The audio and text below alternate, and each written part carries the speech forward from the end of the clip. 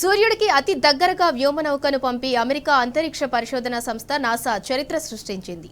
బాణుడిపై అధ్యయనం కోసం దానికి అత్యంత సమీపంలోకి వెళ్లిన పార్కర్ సోలార్ ప్రోబ్ సురక్షితంగానే ఉందని నాసా వెల్లడించింది.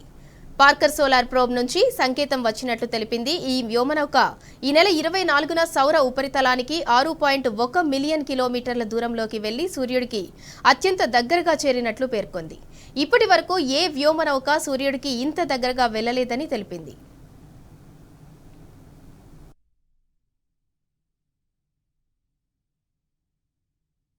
పార్కర్ సోలార్ ప్రోబ్ జనవరి 1న తన పరిశోధనలకు సంబంధించిన వివరాత్మక టెలిమెట్రీ డేటాను పంపనుందని నాసా పేర్కొంది. ఈ పరిశోధనల వల్ల సూర్యుడి బాహ్య వాతావరణంగా పిలిపించే కరోనా ప్రాంతంలో కణాలు మిలియన్ల డిగ్రీల వరకు ఎలా వేడెక్కుతాయో విషయాన్ని శాస్త్రవేత్తలు అర్థం చేసుకోవడానికి వీలవుతుందని వివరించింది.